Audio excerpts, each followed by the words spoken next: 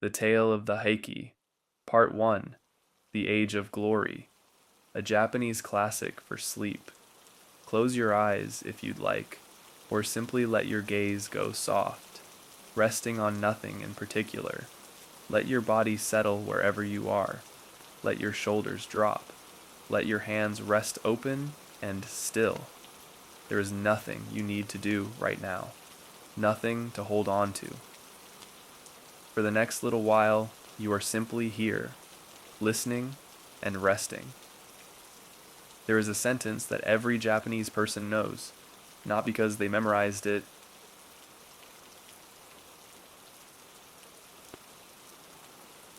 or not only because they memorized it, but because it has been in the language for 800 years, because it has been spoken by every generation since the story was first told, because it carries in its 8 syllables something that the Japanese language has always found true. Gion Shoja no kane no koe, shogyomujo no hibiki ari. The sound of the bell of Gion Shoja, the great monastery of the Buddha, carries in it the sound of impermanence. All things pass. Nothing remains as it was.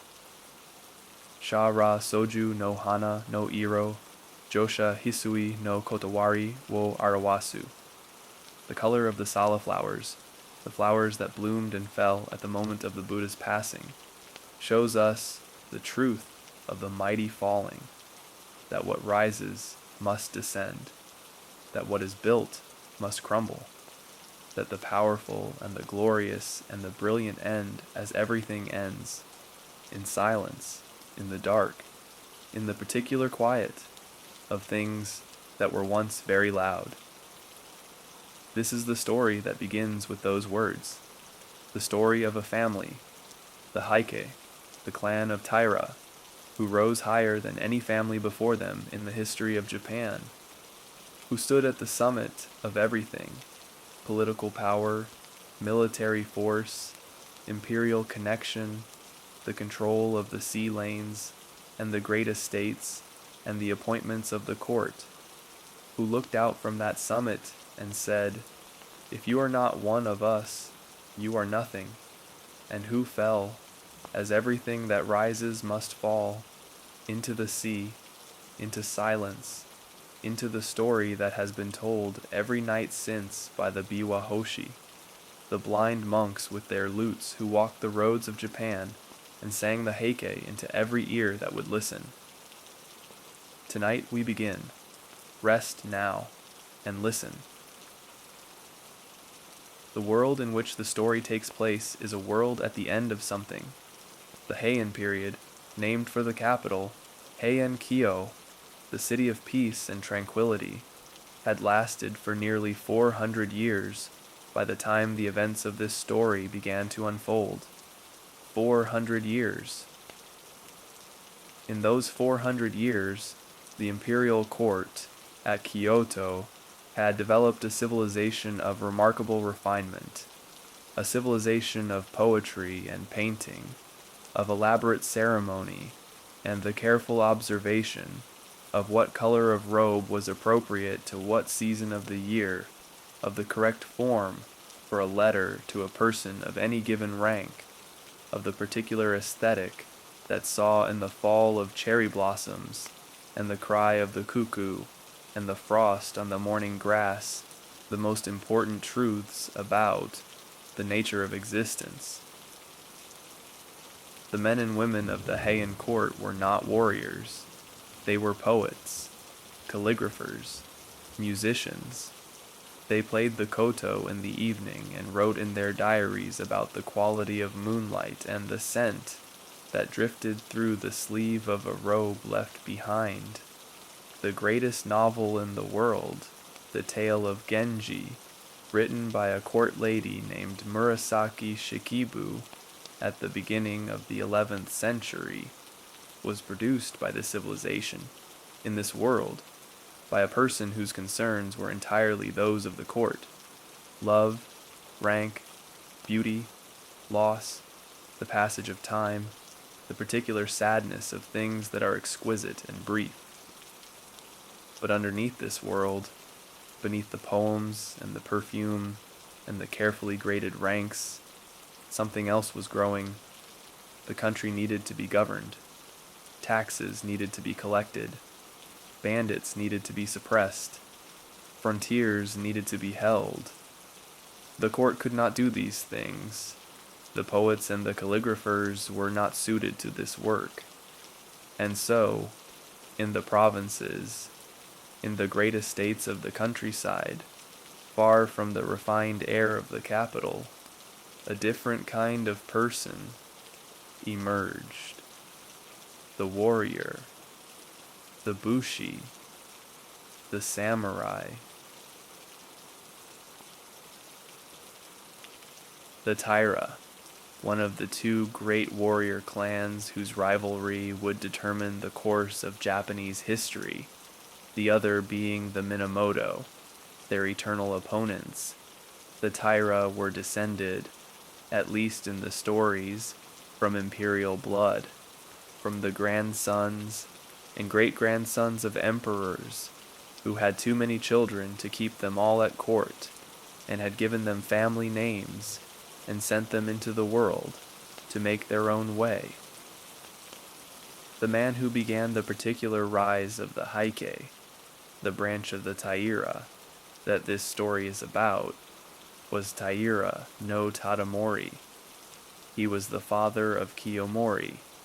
He was the first of the family to be admitted to the inner circles of the imperial court, the first warrior who had managed to make himself acceptable to the refined world of the Heian aristocracy, who had learned its codes and mastered its forms well enough to enter the spaces that had been closed to his kind. Tadamori was a practical man, the kind of person who sees what is needed and does it without the philosophical elaboration that would come later, when the warrior class had had time to develop its own sense of itself and its own aesthetic. He fought pirates. The Seto inland sea, the body of water between Honshu and the islands of Shikoku and Kyushu, was plagued by pirates who preyed on the trade that moved through it, the goods from the western provinces and from China and Korea that the capital required. Tadamori cleared them, and in doing so, he made himself indispensable to the court that could not clear them itself, had created the conditions, by his very success, for the warrior class to be something the court could not do without. His son Kiyomori was born into a world that his father had made, a world in which the Taira were already closer to the center of power than any warrior family had been before. But Kiyomori would go further. He always went further. It was his particular quality, the quality that made him extraordinary, and also the quality that made his downfall inevitable, the inability to stop at sufficient, the drive to keep going past enough and past more than enough, and past the point where the world he was moving through could accommodate what he was becoming. Kiyomori. The name means clear sheng, the clarity of the prosperous, or the prosperous clarity, a name that contains in it both the brightness and the abundance that his life would demonstrate. He was born in 1118. His birth carries a secret, or rather a rumor, the kind of rumor that attaches itself to extraordinary people and says, this person was not ordinary from the beginning, was not simply the product of ordinary causes. The rumor says that Kiyomori's real father was not Tadamori, but the retired emperor Shirakawa, the most powerful political figure of the early 12th century, a man who had ruled Japan for decades, from behind the scenes, whose influence extended into every corner of the court. Whether this is true is impossible to know. It is the kind of story that serves too many purposes to be taken entirely at face value, but it is true in the way that legends are true. It says something real about how Kiyomori was understood. He was too extraordinary to have been ordinary, too capable, too ambitious, too successful in too many ways, too comfortable in the world of the court, and too formidable in the world of war, to be explained by his known ancestry alone. He must have been more than he appeared to be. He must have had more in him than the warrior blood of Tadamori. The rumor explains him. Whether it is true or not, it explains him. He grew up in the court world that his father had made accessible, learned the codes of the aristocracy alongside the arts of the warrior, and by the time he was a young man he moved between the two worlds with the ease of someone who belonged to both. He could compose a poem that would not embarrass him among the court ladies. He could command troops in a way that made them follow without question. Both of these were necessary for what was coming. Neither alone would have been enough. The Hogen Rebellion. In the summer of 1156, the careful fiction that the court maintained, the fiction that all was harmony, that rank determined everything, that the questions of power could be resolved by ceremony and precedent, collapsed into violence. The conflict was at the top. The retired Emperor Toba had died, and the question of who held real authority, the reigning Emperor Go-Shirakawa or the retired Emperor Sutoku, who had been forced from the throne and harbored a bitter resentment toward the court that had removed him, produced two camps, two sides, two sets of men with weapons facing each other in the capital. The warriors were called the Taira and the Minamoto, the two great warrior clans, were called upon to fight for one side or the other, and for the first time in the long history of the elegant, peaceable court, the capital itself became the scene of battle. Fire in Kyoto, the smell of smoke, the sound of armies where before there had been only poetry and music. Kiyomori fought on the winning side, the side of Go-Shirakawa, the reigning emperor, and Minamoto no Yoritomo fought beside him. For a brief moment, the two clans were allies. They had fought together. They had won together. But the peace of victory was shorter than the victory itself. Minamoto no Tamayoshi, the leader of the Minamoto on the losing side,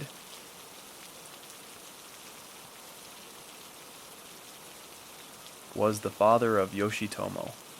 After the battle, Yoritomo was expected to execute his own father to demonstrate his loyalty to the victorious cause. He did. This is the kind of thing that the world the Heike describes asked of people. The kind of thing that left marks that did not heal. 3 years later, in the winter of 1159, the temporary alliance between the Taira and the Minamoto ended in blood. The Heiji Rebellion. Minamoto no Yoritomo, the man who had executed his own father, who had given everything to the winning side and had not been rewarded in the way he felt his sacrifice deserved, made his move. He allied with a disaffected courtier named Fujiwara no Nobuyori, and while Kiyomori was away on a pilgrimage to Kumano, they struck. The retired Emperor Go-Shirakawa was taken. The palace was seized. It seemed for a moment that the Minamoto had made the decisive move. Kiyomori returned, and everything changed. The speed of his response, the quality of his generalship, the loyalty of his troops, these things combined to reverse what had seemed like a decisive reversal. The palace was retaken. Nobuyori was captured and executed. Yoritomo fled, north, toward the east, toward the provinces where the Minamoto had their roots, and was killed before he could reach them, betrayed by someone he had trusted. The sons of Yoritomo were spared. This is one of the decisions that the story of the Heike turns on, one of the moments where what was done or not done determined everything that came after. Kiyomori's stepmother pleaded for them. They were young. They were no threat. Let them live. Kiyomori agreed. The oldest son was sent to Izu province, a young boy barely more than an infant, where he would grow up in comfortable exile, watched but not harmed, far from the capital and the power that had destroyed his father. His name was Yoritomo.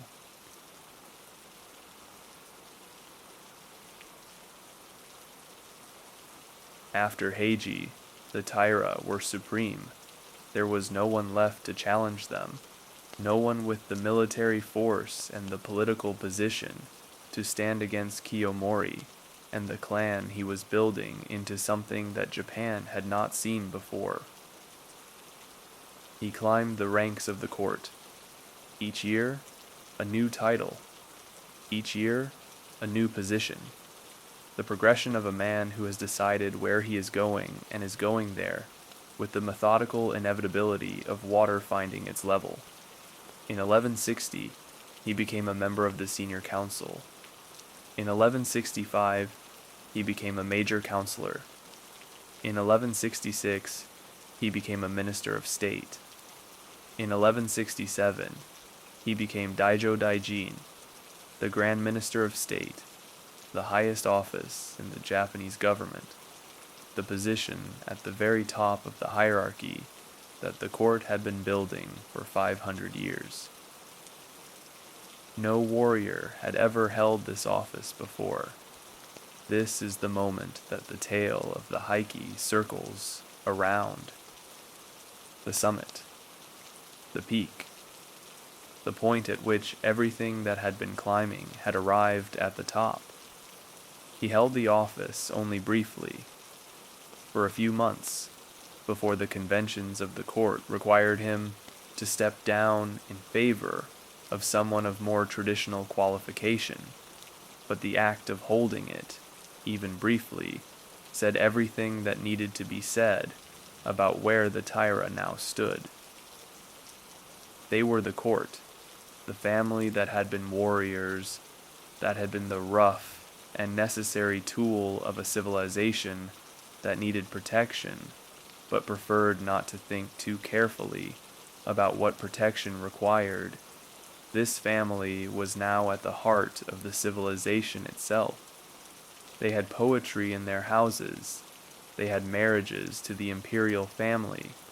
They had daughters who would become empress. They had sons who would hold the highest offices in the land. They had, in short, everything, and everything, as the opening of this story already told us, does not stay.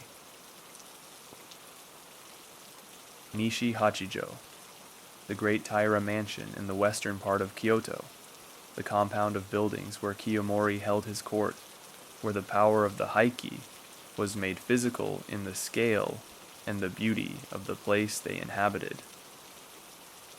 The count of the Taira at their greatest extent is staggering. 16 members of the family held the rank of counselor or above, the senior nobility of the court, the people who made policy and filled the important posts. 30 or more held the rank of courtier, the lesser nobility, the people who attended the great ceremonies and managed the daily life of the imperial institution. 8 daughters of the family were married into the highest levels of the aristocracy, into the imperial house itself, into the great families that had governed Japan for centuries. More than half the provinces of Japan, the great estates, the agricultural land from which the country's wealth derived, were under Taira control or influence. This is what the tale means when it says, Heike ni arazumba hito ni arazu.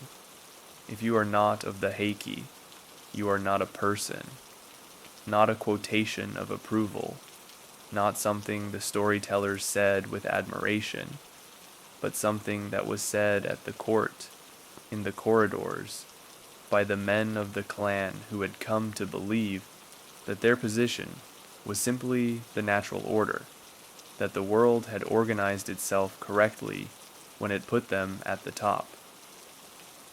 This is the quality that the opening of the story already told us about, the quality of the powerful who have forgotten what power is made of, who have begun to think that their current position is permanent, that the conditions which produced their rise will continue to sustain it. They will not. The conditions change. The Sala flowers bloom. The Sala flowers fall. The bell rings. The sound of impermanence moves outward through the air. Everything passes. There is a story within the story, a small story, a quiet story, that the tale of the Heike tells in the middle of the narrative of power and politics. It is the story of Gio. Gio was a Shirabyoshi, a white dancer, one of the women who performed at court, who danced and sang in the white court robes that gave them their name. She was beautiful. She was accomplished. She was the most celebrated Shirabyoshi in Kyoto, and she was, for a time, the favorite of Kiyomori. For 3 years she lived under his protection, in the house he provided, with the salary he paid, in the position of a powerful man's favorite, that was not marriage and not servitude, but something between them, something the Heian world had a specific place for. Then another Shirabyoshi arrived. Her name was Hotoke. She was young, younger than Gio, and she had come to the capital to seek her fortune in the way that young women with talent and no family connections sought their fortune in the court world, by performing for those who could give her what talent alone could not provide. She went to Kiyomori's mansion. Kiyomori refused to see her. It was Gio who interceded. Gio who told him, "Let her perform. She has come so far, it costs nothing to listen." Kiyomori relented. Hotoke performed, and Kiyomori was captivated. Gio was dismissed, not with cruelty, not with the dramatic gesture of rejection, but with the particular administrative coldness of someone who has moved on and expects the world to adjust without complaint. She went home to her mother. She tried to return to the ordinary life that was available to her outside the protection of the powerful. But the powerful do not become ordinary by being dismissed. The Heike's favor and the Heike's indifference were both total, both absolute, and the world that had flocked to Gio when she was favored now had nothing for her. A year passed. Kiyomori summoned Gio again, not to restore her to her former position, but to perform for him at a banquet where Hotoke was present, a humiliation, a demonstration of where she now stood relative to where she had stood. Gio went. She performed. She sang the impromptu verse that the situation demanded, a verse that said, in the oblique language of court poetry, everything she felt, and nothing that could be held against her, that the grasses of the field do not know whether they will bloom this spring or wither, that the wind blows and the autumn comes, and what remains and what falls is not in the grass's choosing. Then she went home, and she did not go back. She left Kyoto, she and her mother and her sister, all 3 of them, and they went to the mountains outside the city, to a small hermitage, and they became nuns. They cut their hair. They put on the black robes. They gave up the world that the world had already given up on them. A year later, Hotoke came to them. She too had left Kiyomori's mansion. She too had felt the particular emptiness of being at the center of that world, of having everything that the world of the Heike could give, and understanding that it was not enough, that the bell was ringing even in the midst of the feast, that the sound of impermanence was everywhere for those who were willing to hear it. The four women lived together in the mountain hermitage. They prayed. They performed the ceremonies. They let the world be what it was without them.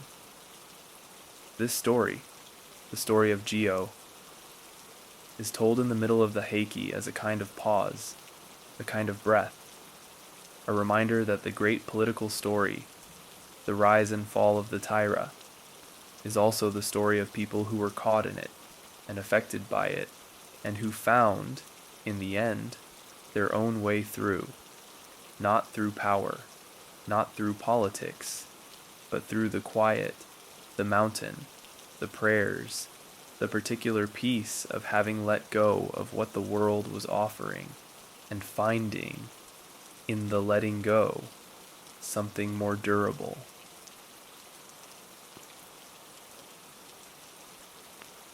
The Biwa Hoshi, the blind monks who carried this story through the centuries, who walked the roads of Japan with their lutes and their voices, and their particular art of making the past present for every audience they found. The Biwa, the Japanese lute, with its pear-shaped body, and its 4 or 5 strings, and the particular quality of its sound, low, resonant, carrying in it something of the wood, and the silk, and the centuries of hands that had shaped it, was the instrument of the Heike. Not only of the Heike, the Biwa was a court instrument, a sacred instrument, an instrument with a long history in Chinese and then Japanese music, but the particular form of the Heike recitation, the Heike Biwa tradition, was something that developed specifically to carry this story. The Biwa Hoshi were blind. This is not incidental. In the Japan of the medieval period, blindness carried a particular significance. The person who could not see the surface of things was understood to be capable of seeing what lay beneath the surface, of perceiving what was invisible to those whose sight was occupied by the visible. The blind musicians who sang the Heike were not simply performers. They were, in the understanding of the people who listened to them, something between a messenger and a priest, someone through whom the voices of the past spoke to the present, someone whose art kept the dead present in the world of the living. They traveled in the dark, or in the darkness that was always with them, along the roads of Japan, staying in temples and households, performing in exchange for food and lodging, carrying from province to province, the story of the family that had risen and fallen, and whose members walked the roads in different forms, as memory, as warning, as the sound of the biwa in the evening air. Kiyomori was a complicated man. He was not simply the villain that the simplest reading of the tale might suggest, the proud, overreaching lord who forgot that everything passes. He was also, genuinely, a man of the Buddhist world, a man who built temples, who sponsored sacred art, who made pilgrimages and understood, in the intellectual sense at least, the teaching that formed the opening of the story, that all things are impermanent, that the mighty fall, that the world is suffering and the solution to suffering is the letting go of attachment to outcomes. He built Itsukushima Shrine, the great shrine on the island of Miyajima, the island in the Seto inland sea where the giant torii gate stands in the water. One of the most famous images in all of Japan, was built by Kiyomori and made one of the principal sacred sites of the Heike. He commissioned art of extraordinary beauty, The sutras donated by the Taira family to Itsukushima, the Heike no Kyo, the Heike Sutra scrolls, are among the most exquisite objects produced in the entire history of Japanese art. Paper decorated with gold and silver, calligraphy of surpassing refinement, the technical and aesthetic mastery of a civilization at its peak. He knew the teachings. He knew about impermanence. He knew that what rises falls, and yet he continued to rise.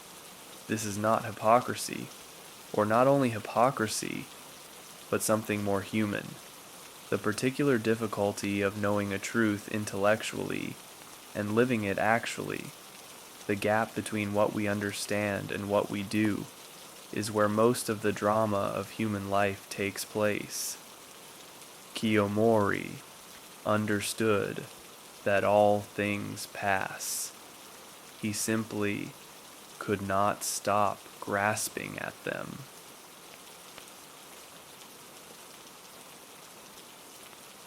The Biwa Hoshi, the blind monks who carried this story through the centuries, who walked the roads of Japan with their lutes and their voices and their particular art of making the past present for every audience they found. The Biwa, the Japanese lute, with its pear-shaped body and its 4 or 5 strings, and the particular quality of its sound, low, resonant, carrying in it something of the wood and the silk and the centuries of hands that had shaped it, was the instrument of the Heike. Not only of the Heike, the Biwa was a court instrument, a sacred instrument, an instrument with a long history in Chinese and then Japanese music. But the particular form of the Heike recitation, the Heike Biwa tradition, was something that developed specifically to carry this story. The Biwa Hoshi were blind. This is not incidental. In the Japan of the medieval period, blindness carried a particular significance. The person who could not see the surface of things was understood to be capable of seeing what lay beneath the surface, of perceiving what was invisible to those whose sight was occupied by the visible. The blind musicians who sang the Heike were not simply performers. They were, in the understanding of the people who listened to them, something between a messenger and a priest, someone through whom the voices of the past spoke to the present, someone whose art kept the dead present in the world of the living. They traveled in the dark, or in the darkness that was always with them, along the roads of Japan, staying in temples and households, performing in exchange for food and lodging, carrying from province to province, the story of the family that had risen and fallen, and whose members walked the roads in different forms, as memory, as warning, as the sound of the biwa in the evening air. Kiyomori was a complicated man. He was not simply the villain that the simplest reading of the tale might suggest, the proud, overreaching lord who forgot that everything passes. He was also, genuinely, a man of the Buddhist world, a man who built temples, who sponsored sacred art, who made pilgrimages and understood, in the intellectual sense at least, the teaching that formed the opening of the story, that all things are impermanent, that the mighty fall, that the world is suffering and the solution to suffering is the letting go of attachment to outcomes. He built Itsukushima Shrine, the great shrine on the island of Miyajima, the island in the Seto inland sea where the giant torii gate stands in the water, one of the most famous images in all of Japan, was built by Kiyomori and made one of the principal sacred sites of the Heike. He commissioned art of extraordinary beauty. The sutras donated by the Taira family to Itsukushima, the Heike no Kyo, the Heike Sutra scrolls, are among the most exquisite objects produced in the entire history of Japanese art. Paper decorated with gold and silver, calligraphy of surpassing refinement, the technical and aesthetic mastery of a civilization at its peak. He knew the teachings. He knew about impermanence. He knew that what rises falls, and yet he continued to rise. This is not hypocrisy, or not only hypocrisy, but something more human. The particular difficulty of knowing a truth intellectually and living it actually. The gap between what we understand and what we do is where most of the drama of human life takes place.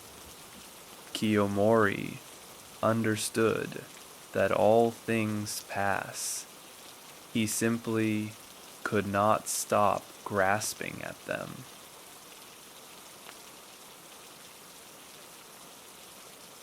Shigemori died in 1179. He was not old, not yet 50, and the tale of the Heike treats his death with the particular gravity of a story that knows what the death of the moderate person means for what comes after. There is a scene, before his death, in which Shigemori visits the great shrine of Kumano, the sacred mountains of the south, where the three great shrines drew pilgrims from the highest to the lowest in Japanese society. He prays there. He prays, the tale says, not for his own health, not for long life, not for the continuation of his father's power. He prays to be taken before he is forced to choose between his father and what he knows is right. He prays to die before the choice becomes impossible. His prayer was answered. He died that summer, and with his death, the moderating force within the Taira was removed. The voice that said, "This far and no further," the voice that knew the difference between enough and too much, was gone. What remained was Kiyomori, without restraint, moving toward the thing that the opening of the story had already told us was coming. The Heike describes Shigemori's death with the particular sadness of things that are lost before their time, of the good thing that the world could not keep. Men wept for him, not only his family, not only the Taira, but the court itself, which had understood, even as it resented the power of the family he belonged to, that Shigemori was the reason things had not been worse than they were. He had held something back. Now the holding back was over. Without Shigemori, Kiyomori moved. In the winter of 1179, within months of his son's death, he did what Shigemori had spent years preventing him from doing. He arrested the retired emperor Go-Shirakawa. Go-Shirakawa, the most subtle, the most persistent, the most political of all the opponents Kiyomori had ever faced, a man who had survived by being impossible to catch, who always had another option, another alliance, another configuration that shifted the balance, just enough to prevent anyone from accumulating the total dominance they were reaching for. He was placed under house arrest, the court that had governed Japan for centuries, the institution whose legitimacy derived from the emperor, whose entire elaborate structure existed to serve and to constrain the imperial will, was now controlled by a warrior, by Kiyomori. The shock of this cannot be overstated, not because the court had been blind to what was happening. The accumulation of Taira power had been visible for decades, but because there is a difference between the gradual erosion of authority and the moment when the erosion becomes a definitive act. Kiyomori had acted. He had laid hands on the sacred. He had arrested the retired emperor, and in doing so, he had crossed a line that could not be uncrossed. He followed this by removing from office or exiling dozens of aristocrats who had opposed him, The systematic clearing of the court of anyone who was not his ally. He replaced them with members of his own family. The court of Japan became, in the space of months, the court of the Taira. Every significant position, every important appointment, all of it. And the men who had been removed went to the provinces, went to the warrior families of the East, and they told them what had happened, and they asked, "Is there nothing to be done?" There was something else Kiyomori had done, something that seemed at the time like triumph, that was, in fact, the binding of the Taira to a fate they could not escape. He had given his daughter to the emperor. Tokuko, the daughter of Kiyomori, and his wife Tokiko, the woman who would become one of the central figures of the third part of this story, was married to the Emperor Takakura when she was just 16. She became his consort. She became the Kenreimon Inn, the Lady of the Gate of Health. And when she gave birth to a son, that son was made emperor, Emperor Antoku.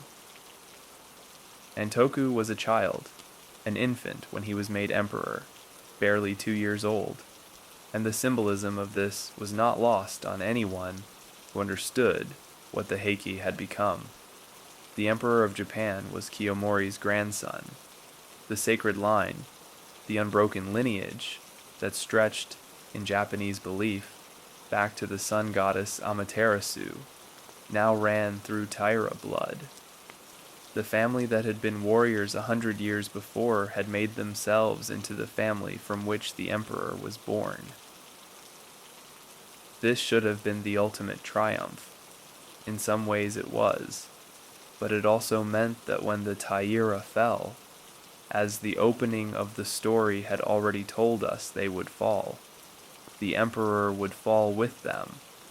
The child who was the emperor would go down with the family that had raised him to the throne. He was 2 years old. He had no power. He had no choice. He was the symbol of everything the Taira had built, and when the building fell, the symbol fell with it. In the spring of 1180, everything changed. Prince Mochihito, a son of the retired Emperor Go-Shirakawa, a prince who had been overlooked and sidelined by the Taira's manipulation of the succession, issued a call to arms. The document was a ritsuryo, an imperial decree, calling on the warriors of Japan to rise against the Taira, to restore the proper order, to end the domination of the family that had seized what belonged to the court. It was a desperate act. Mochihito had no army. He had no base of power. He had nothing except the imperial blood that gave the decree its legal form, and the resentment of the warriors who were looking for exactly this, a legitimate reason to act.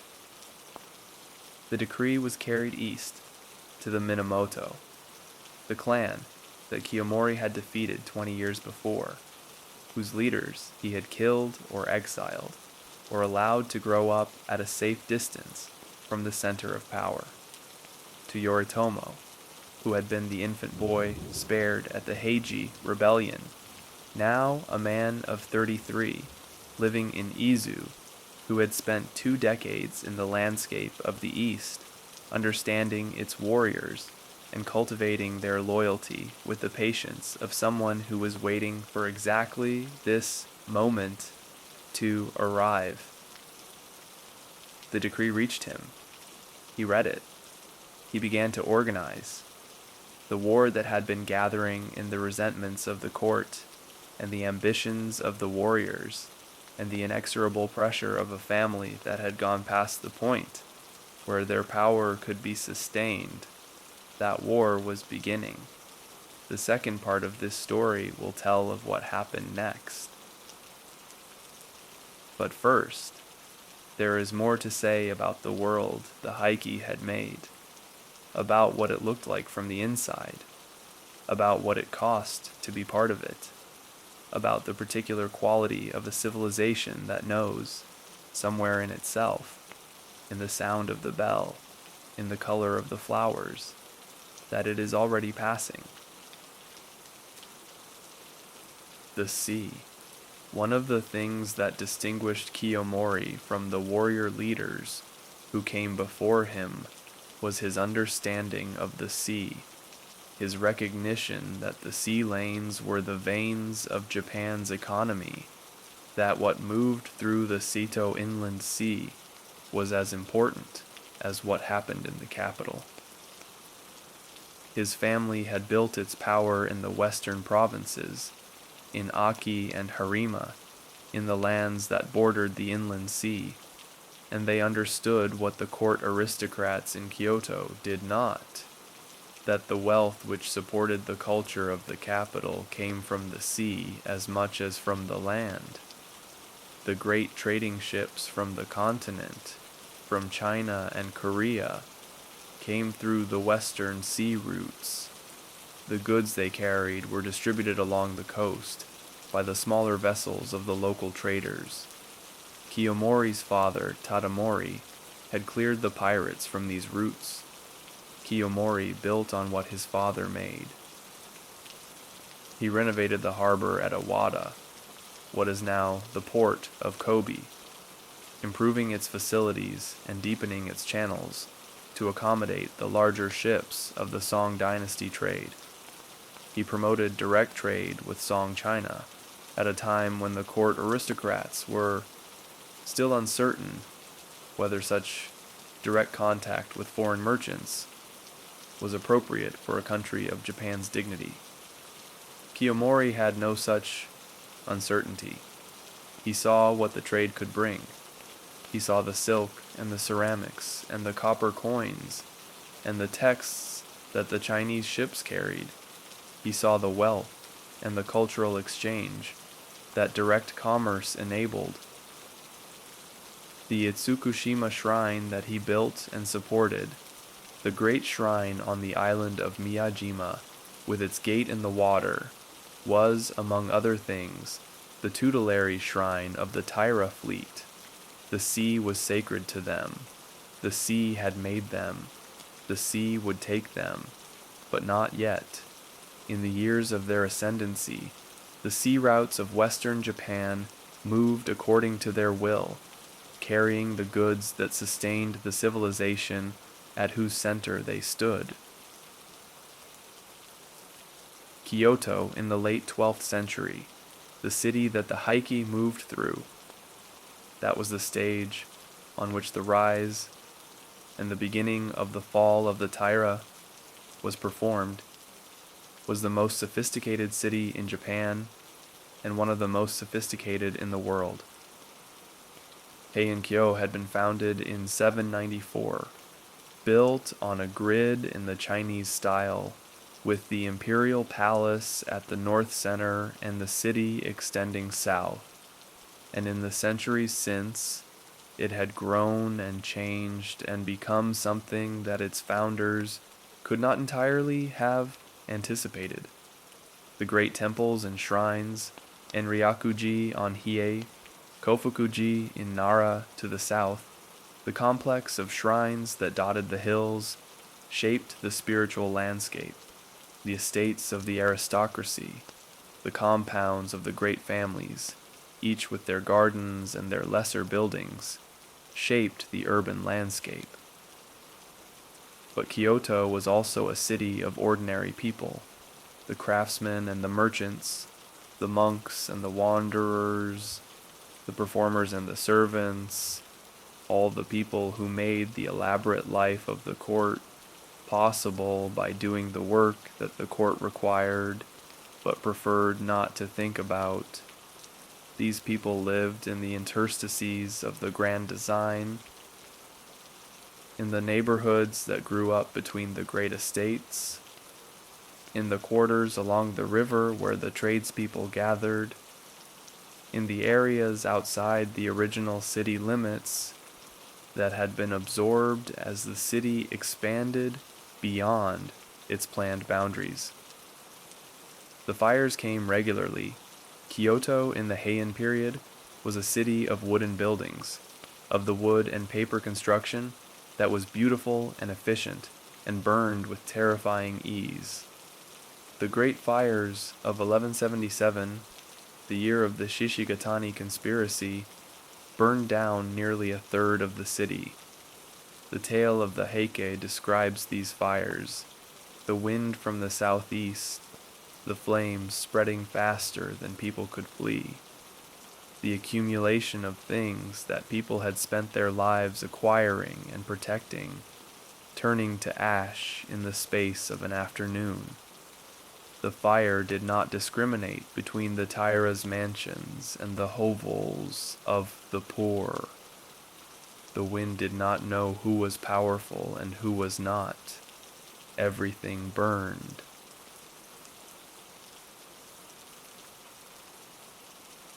In the winter of 1181, Kiyomori fell ill, not gradually, not with the slow accumulation of the symptoms of age, but suddenly, with a fever that the tale describes in terms that belong to the supernatural, a heat so intense that those who came near him could not bear it, that the water poured on him to cool him turned to steam before it reached his body, that the air around him was the air of a burning place. He was 64 years old. In the world of the 12th century, this was not young, was in fact a substantial life.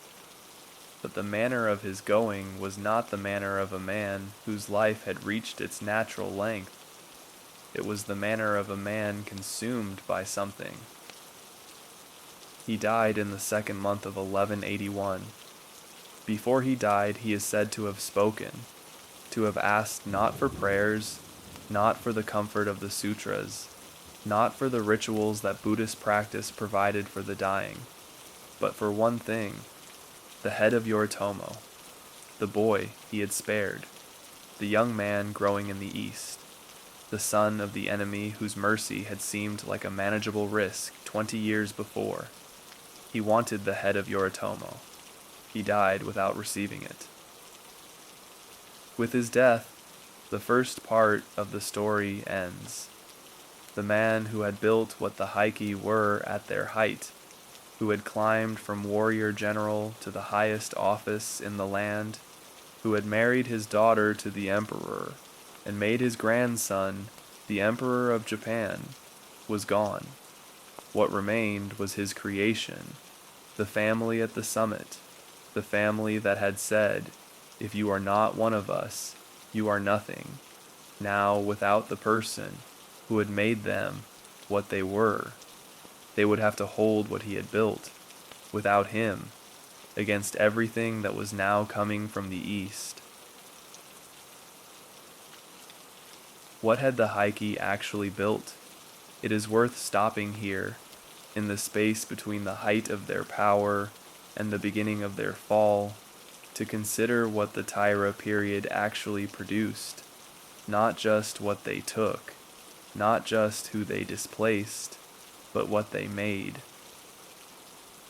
They changed the relationship between the warrior class and the court. Before the Taira, warriors served the court, were its tools, its instruments, but were not of it. They were necessary, and they were, therefore, tolerated and rewarded, but they were not admitted to the inner life of the civilization they protected. Kiyomori changed this. He brought warriors into the court not as servants, but as participants, as people who were genuinely part of the world they had previously only protected. This transformation was not reversed. After the Taira, the court was never again quite what it had been, never again quite so confident that the world of the warriors was a separate world that could be managed from a distance. They built Itsukushima, the shrine on the island of Miyajima, where the great torii gate stands in the water of the Seto inland sea, is one of the most beautiful sacred sites in Japan. It was, in its original form, a Taira creation.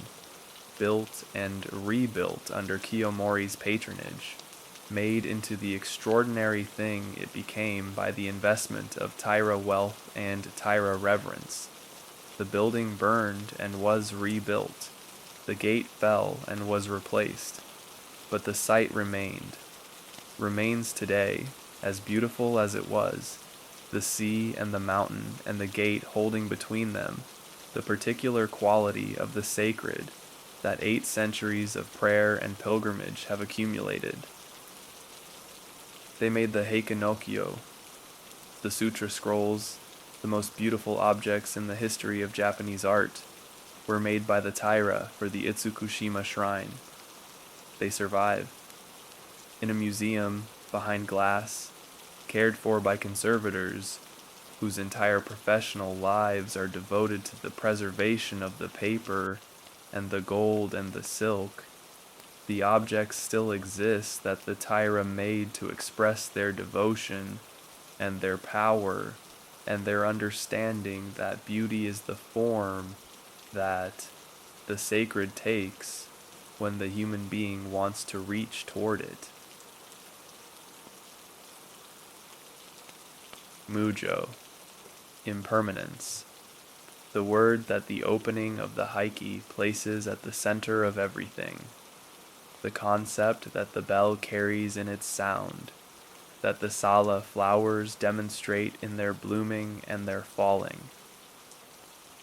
In the Buddhist teaching that formed the intellectual and spiritual background of the Heike and of the world it describes, Mujo is not a sad idea, or not simply a sad idea. It is a teaching, a description of how things are, that, if understood fully, leads not to despair, but to liberation. Because if everything is impermanent, if nothing lasts, if nothing can be held, then the holding is the problem, not the passing. The suffering that attachment produces, the suffering of losing what you held on to, is not the fault of the thing that passed. It is the fault of the holding. The Heike knows this. The story is saturated with this knowledge. It is present in the opening lines, in the structure of the narrative, in the way the story moves from the height of Taira power to its complete dissolution. But the Heike also knows that knowing something intellectually and living it actually are different things, that the Taira understood Mujo and could not act on it, could not stop grasping, could not release. This is not presented as a moral failing, or not only as a moral failing, it is presented as a human thing, the particular human thing of being unable to do what you know is best, and it is presented with compassion as much as judgment. The Biwa Hoshi who sang this story were not singing a cautionary tale, or not only a cautionary tale, they were singing a lament, a long, beautiful, musically sophisticated lament, for the family that had been and was no longer, for the people who had lived inside the story and had done what people do, had loved and feared and grasped and lost. They were the Heike's voice. They were the sound of the bell that carries impermanence in its resonance. They sang so that the dead would not be forgotten. The Heike was a world of poetry, not incidentally, not as decoration, but as so or krasmo, as the fundamental medium through which meaning was expressed and emotion was communicated and the relationship between the human and the world was articulated. In the Heian aristocratic culture, poetry was not a pastime, it was a necessity. The educated person, male or female, at whatever level of the court hierarchy, was expected to be able to compose a verse on any occasion, in any situation, with the same competence that we might expect of a professional doing their job. At a moment of parting, a poem was required. At a moment of arrival, a poem was appropriate. The seasons demanded poems. The moon demanded poems. The cherry blossoms and the autumn leaves, the cuckoo and the deer's cry in the evening, all of it demanded that the human being respond with words arranged in the particular form of the 31-syllable waka, the court poem that said, in that compressed space, what the moment contained. The Heike is full of poems, at moments of crisis, at the moments of departure, of defeat, of death. Characters compose poems. Gio, dismissed from Kiyomori's household, sings a verse that says everything she cannot say directly. Warriors facing death compose their last poems and leave them behind.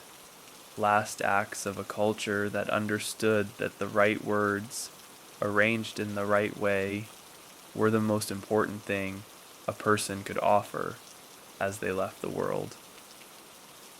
This is one of the things that the Heike teaches about the culture it describes, that the aesthetic and the ethical were not separate, that the ability to compose a poem was not merely a skill, but a sign of the quality of attention a person brought to the world, that the person who saw the cherry blossoms falling and found the words for it was the person who understood what was really happening in the falling. The poem was the knowledge, the beauty was the truth.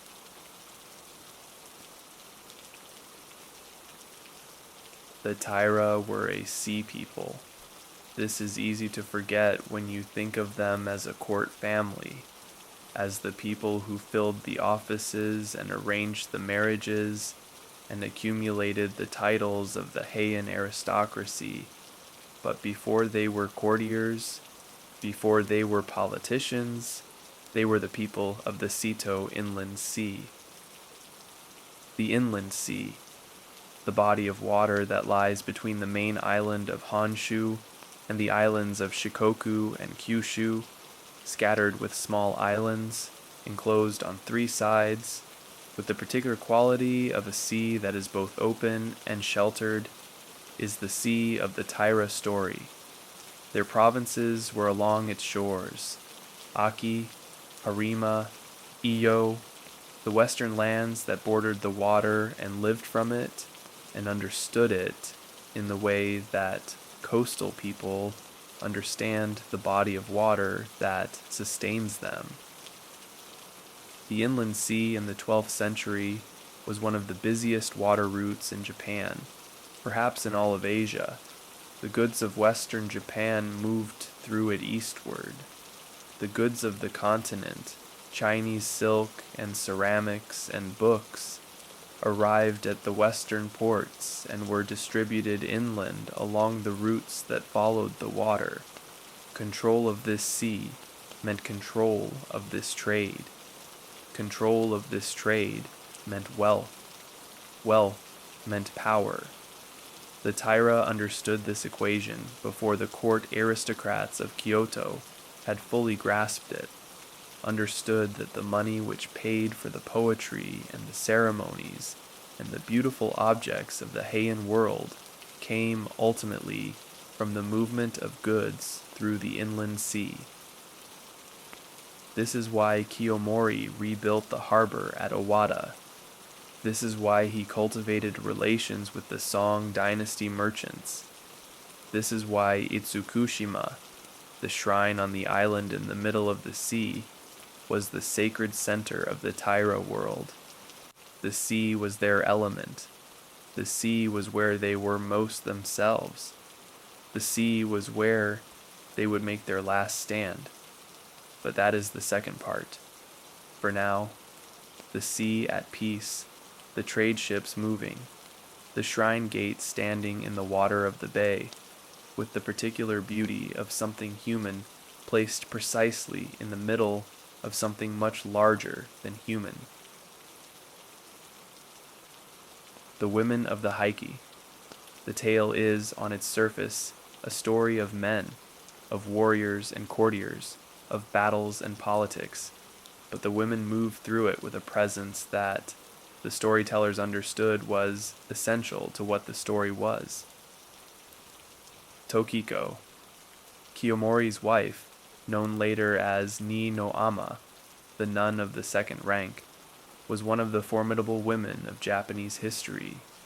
She came from a distinguished family. She brought Kiyomori the connections he needed to operate at the highest levels of the court. She managed the household, the vast, complex household of the most powerful man in Japan, with the efficiency and the intelligence that such management required.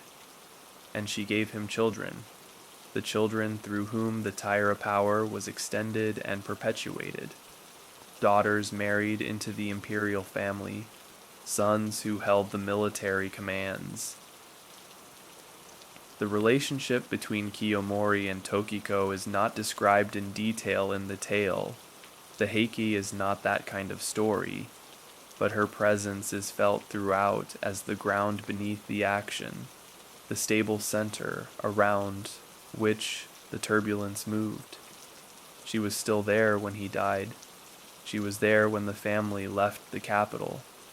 She was there at the end, in the water at Dan no Ura, holding her grandson, the child emperor, stepping off the edge of the world with the particular dignity of someone who has decided how this will go and has decided well. But that is the end. Not yet. The women of the Heike are not passive figures, not simply the wives and daughters of powerful men who move through the story without agency of their own. They choose, they act, they find, in the limited space that their world provides, the forms of freedom that are available within it. Gio chose the mountain. Tokiko will choose the sea. Between these two women, between the choice of the hermitage and the choice of the waves, lies the entire emotional range of the Heike's story about what it means to live fully in a world that is passing. Rokuhara, the district of Kyoto where the Taira had their headquarters, on the eastern bank of the Kamo River, south of the great temple of Kiyomizu, in the area that had been, before the Taira came, a place of burial and ceremony, a liminal space between the world of the living and the world of the dead. The choice of this location, whether deliberate or simply convenient, gives the Taira headquarters in Kyoto a particular quality in the imagination of the tale.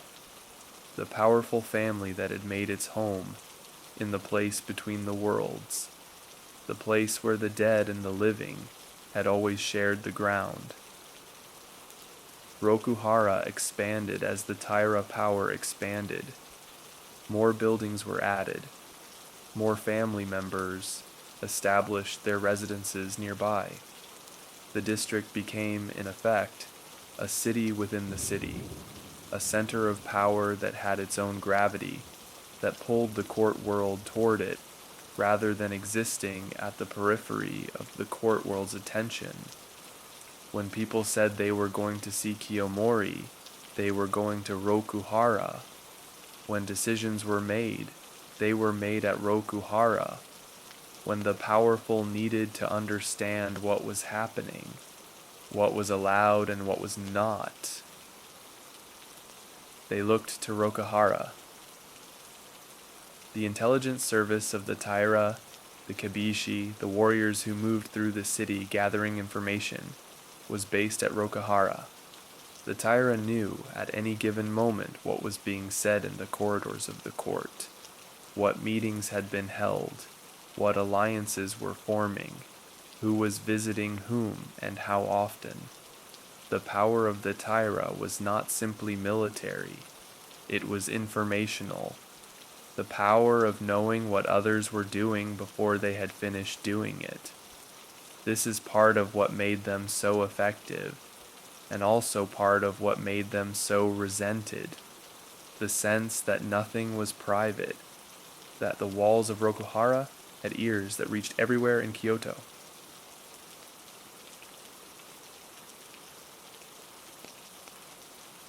The great temples were not neutral.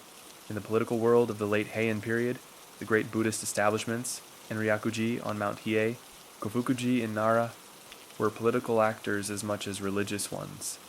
They had land, they had wealth, they had armies, the Sohei, the warrior monks, who could be deployed in support of their interests, and they had grievances. Kiyomori's relationship with the great temples was complicated.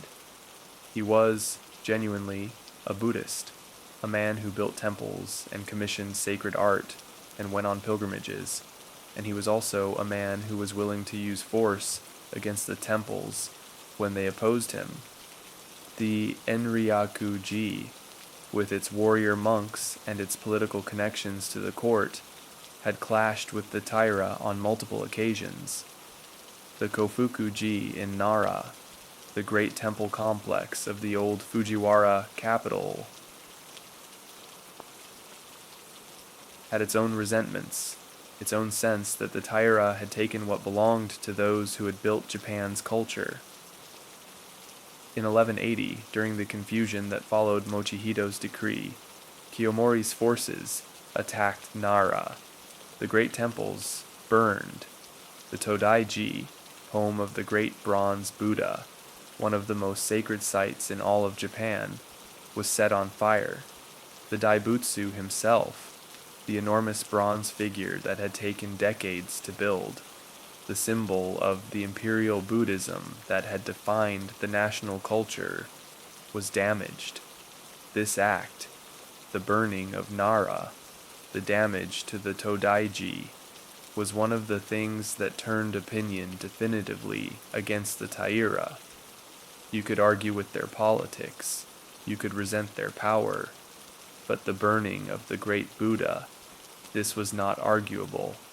This was wrong, and it was widely understood to be wrong.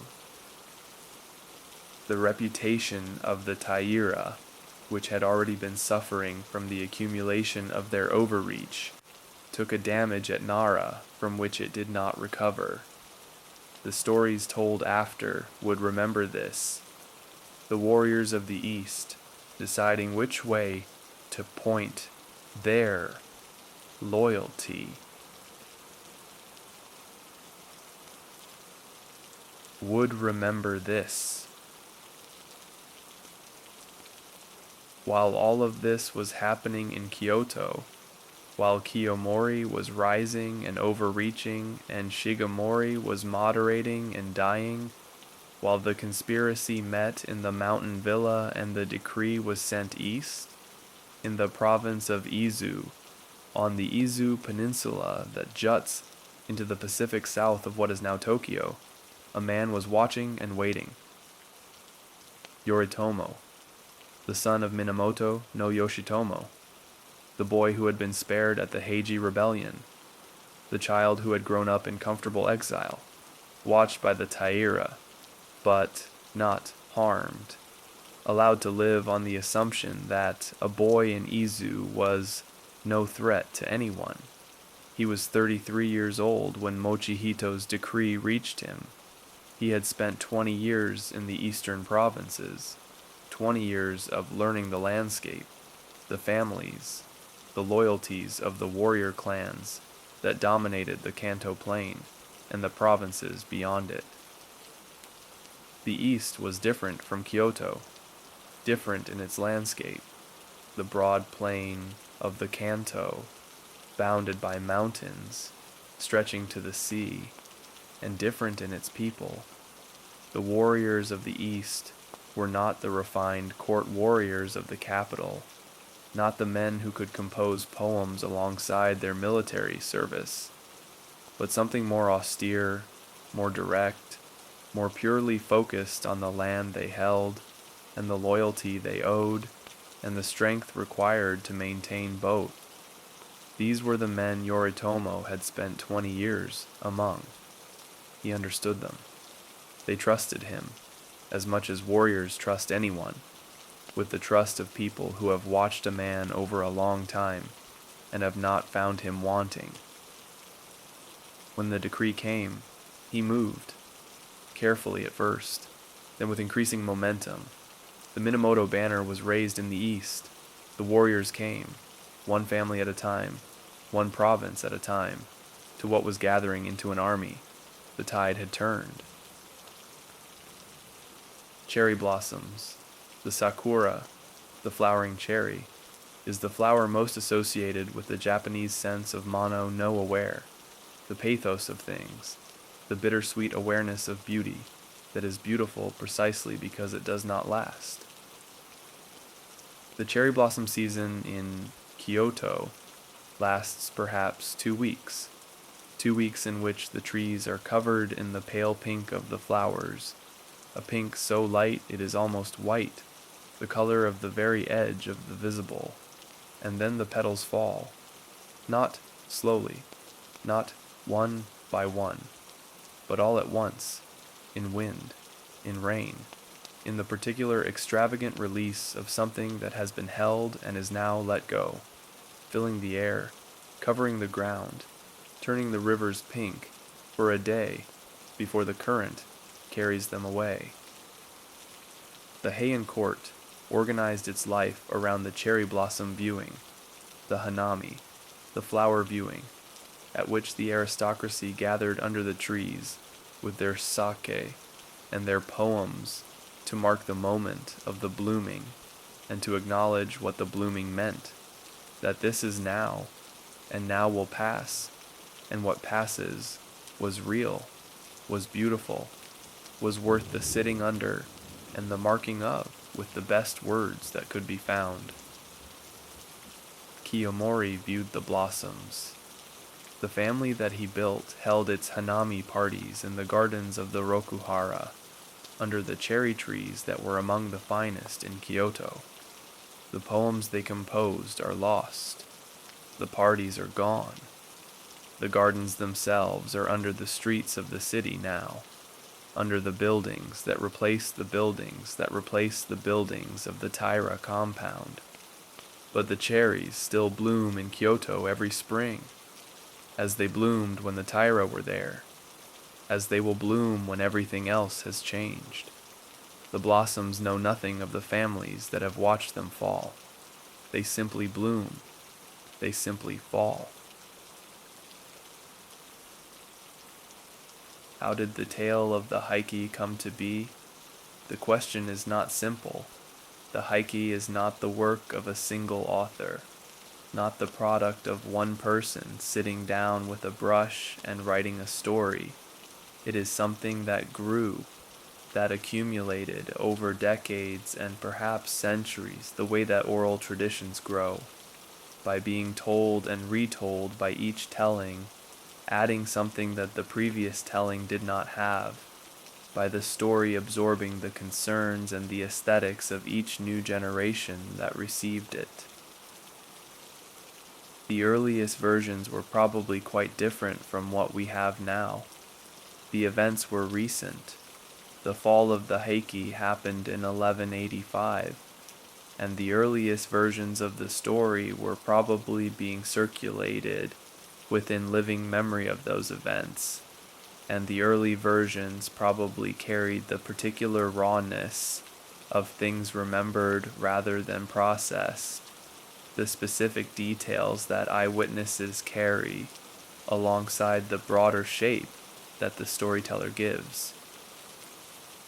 The Biwa Hoshi shaped it, the blind monks who carried the story through the Japanese countryside, performing it for audiences in temples and mansions and market squares, were not simply transmitters. They were artists. They made choices about what to include and what to leave out, how to pace the narrative, which moments to slow down and which to pass through quickly, where to place the poems, how to describe the battles. They were also musicians, and the musical dimension of the telling shaped the story itself, the rhythm of the prose, the way it rises and falls, the particular quality of the sentences that sounds like speech but reads like song. The version we have now, the Kakuichi text, compiled by a Biwa Hoshi named Kakuichi in 1371, nearly 200 years after the fall of the Heike, is the most celebrated and the most widely read. 200 years of telling and retelling and polishing and musical performance had made it into what it is, one of the great works of world literature, the Japanese Iliad, the story of a war told from the perspective of those who lost it and understood what the losing meant and found, in the understanding, a form that could hold it. The Heike moves through seasons, not because the storytellers imposed a seasonal structure on the events.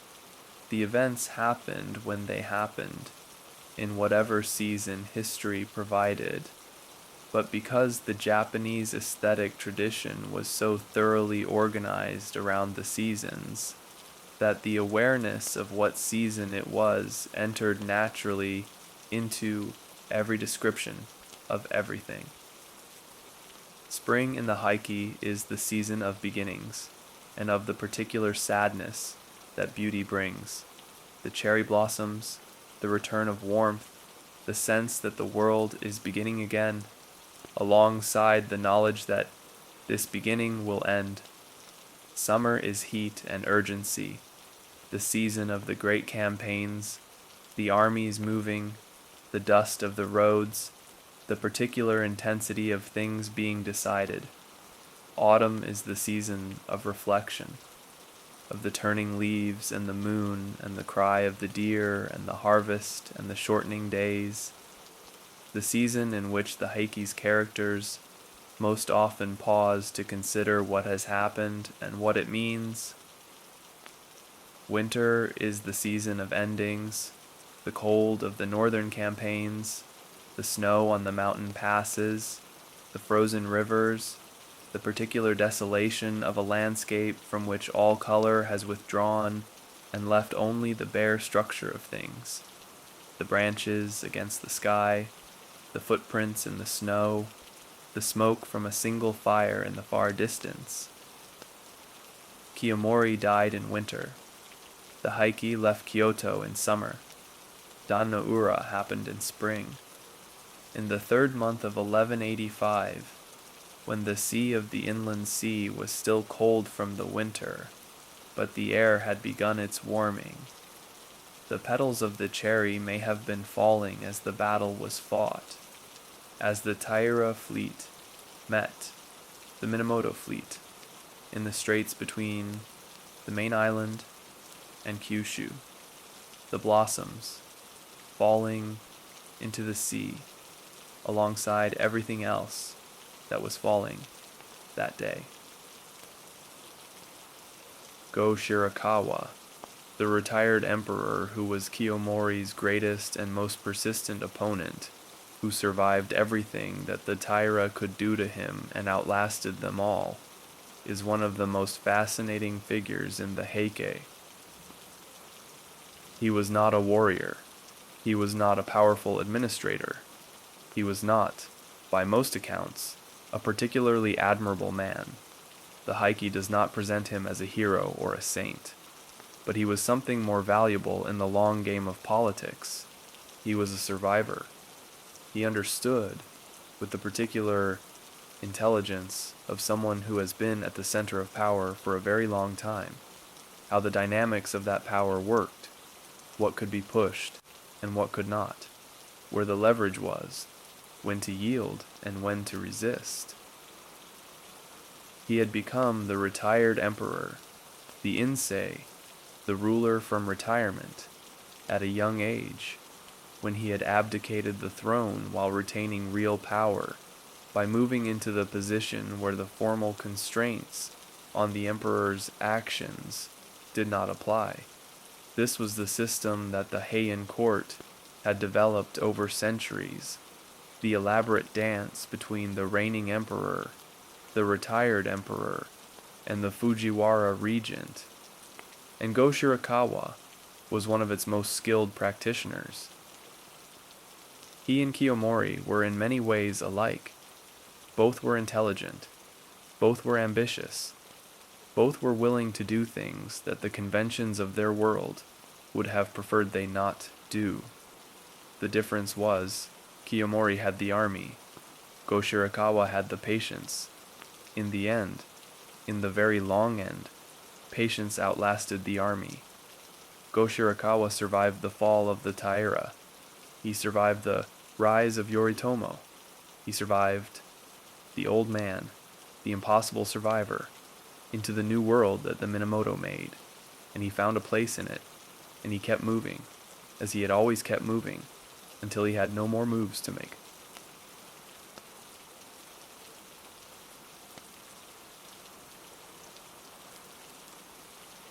Insei system. The system of rule by retired emperors, the Insei, was one of the most distinctive features of Japanese governance in the Heian period, and understanding it helps understand the political world of the Heike. In the formal structure of the Japanese imperial system, the emperor held supreme authority, but the emperor was also constrained by ceremony, by tradition, by the requirement to act through established channels, in ways that made it difficult for an ambitious man to get things done quickly. The solution that the imperial family developed was to have the emperor abdicate, to step down from the formal position while remaining the real power, and to govern from retirement as the former emperor, the Joko, without the formal constraints that bound the reigning emperor. This was, in effect, a shadow government. The retired emperor had his own court, his own officials, his own sources of revenue. He could act faster, more decisively, with fewer constraints than the formal emperor, and if things went wrong, the reigning emperor took the formal responsibility while the retired emperor retained the real power. This system had worked reasonably well for a century when Kiyomori entered it, but Kiyomori was not content to work within a system designed to balance competing powers. He wanted all the power, not the formal power and not the shadow power, but both of them, all of them, the whole of it in the hands of the Taira. This was what the system could not accommodate. This was what produced the final confrontation between the logic of the Insei and the ambition of the warrior lord, from which one of them would not emerge intact. The Fujiwara, before the Taira, before the warriors, before the world of the Heike, Japan had been governed by the Fujiwara, not exclusively, not without opposition, but substantially, for more than 2 centuries. The great Fujiwara family had stood at the center of the imperial system, providing the regents and the chief ministers, marrying their daughters into the imperial family, accumulating the offices and the estates that made them the effective governors of Japan. Fujiwara no Michinaga, who lived from 966 to 1027, was their greatest representative, the man who famously wrote, "This world, I think it is indeed my world. Like the full moon I shine, uncovered by any cloud." He was the model of what aristocratic power looked like at its height, refined, literary, connected to the court in every way, and the world he presided over was the world that the tale of Genji described, the world of the Heian aesthetic in its fullest flowering. By the time of the Heike, the Fujiwara were still there, still holding some of the formal offices, still present in the court, but their practical power had been eroded. The warrior clans, first the Taira, then the Minamoto, had become the real forces in Japanese governance.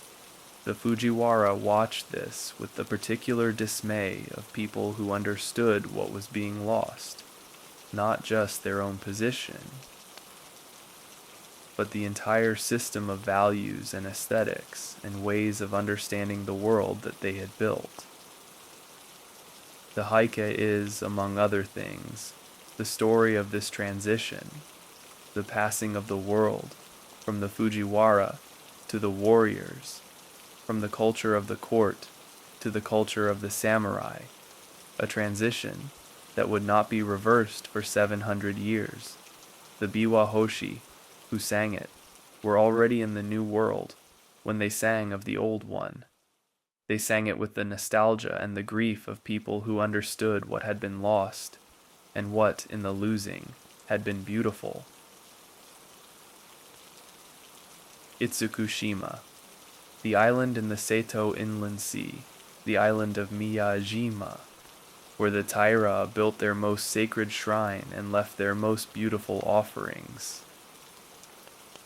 The island is small, a mountain rising from the sea, not much more than the mountain, the forest that covers it, and the narrow strip of land at its base where the shrine and the village are pressed against the water. The deer walk through the streets. The maple trees cover the hillside. In November, when the maples turn, the mountain becomes a flame of red and orange, reflected in the water of the bay. The Torii Gate stands in the water. This is the image that the world knows. The great gate, rust red against the sea and sky, standing in the bay so that at high tide the water comes around its feet and the gate appears to float. It is one of the most photographed objects in Japan. It appears on everything, on calendars and postcards and money, in the background of films and the foreground of photographs taken by 10 million visitors who have come to see the thing that Kiyomori made and that has outlasted him by 8 centuries. The Heike no Kyo, the sutra scrolls, are kept there still, or rather, copies are shown. The originals are preserved with the care that objects of their importance and their fragility require. When the Taira went to war, when the family left Kyoto and went to the Western Sea, they took their most sacred things with them: the child emperor, the imperial regalia, and the memory of Itsukushima, the island shrine, the gate in the water, the place where the Taira had expressed themselves most beautifully. They carried it with them toward the end. The night the Heike left Kyoto, it was the summer of 1183, not long after Kiyomori's death, while the family was still adjusting to his absence, still finding its new shape without the person who had been its center. The Minamoto armies came over the mountains from the north. The general was Minamoto no Yoshinaka, a cousin of Yoritomo, a warrior from the mountains of Shinano province, and he came quickly, with a speed that surprised the Taira commanders, who had expected the advance to be slower, who had not prepared adequately for what was now descending on them. The decision was made. The Taira would leave, not retreat. The storytellers are careful about this word, but leave, take the sacred things and the emperor, and go west, to the provinces they knew, to the sea they understood, to the landscape where they had made themselves what they were. The night of the departure is one of the great passages in the tale. The lanterns lit at Rokuhara, the great compound of the Taira, casting their light on the preparations, on the loading of the boats, on the faces of the family members who understood that they were leaving and did not know if they would come back. The child emperor was taken. He was 6 years old. He did not understand what was happening. He was carried in the arms of his grandmother Tokiko through the lantern-lit night to the boats on the river. The regalia were wrapped and carried, the sacred mirror and the sacred sword and the sacred jewel that legitimized the emperor as the emperor, because the emperor was not the emperor without them. The city they were leaving, the city that had been the center of everything for 400 years, was behind them. The river was below them. The sea was ahead. When the Taira burned Nara, they did not only burn buildings, they burned objects. The wooden statues, the great figures of the Buddhas and the guardians and the Bodhisattvas that the temples of Nara had accumulated over centuries, burned. The paintings, the scrolls, and the wall paintings of the great halls burned. The libraries, the texts and the records and the accumulated learning of the Japanese Buddhist tradition burned. What survived the fires of Nara in 1180 is what we have now. The extraordinary things that were saved or hidden, or that were simply in the parts of the temple complex that the fire did not reach.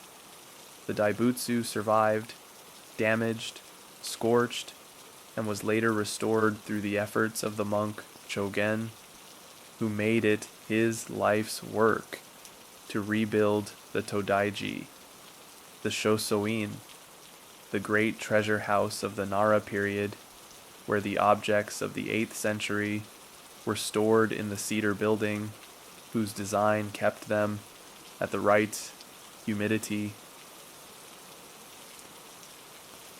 Survived, but much was lost. This is one of the things that the Heike and the period it describes took from Japan, the irreplaceable objects of the early period, the art and the texts that would have told us more about how Japan was in its first centuries of settled civilization, gone, because a general gave an order, because soldiers needed light in the dark, because the fire, once started, went where the wind took it. The losses of the Heike period are not only human. The buildings can be rebuilt. The Todaiji was rebuilt. Kofuku-ji was rebuilt. And in fact, many of the temples of Nara that stand today are reconstructions of what was destroyed in 1180. But the objects inside them, the things that the hands of the 8th and 9th centuries made, these are not replaceable. This too is impermanence. This too is the bell ringing. The sala flowers fall in the fire as well as in the breeze.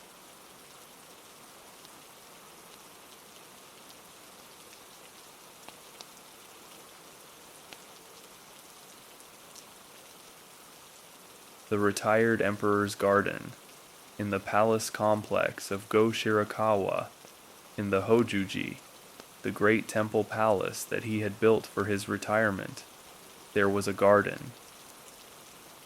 Gardens in the Heian world were not incidental, not simply the spaces between buildings, but carefully designed environments that expressed the aesthetic values of the people who made them. The Heian garden was based on the model of the Chinese garden, as interpreted by the Japanese sensibility.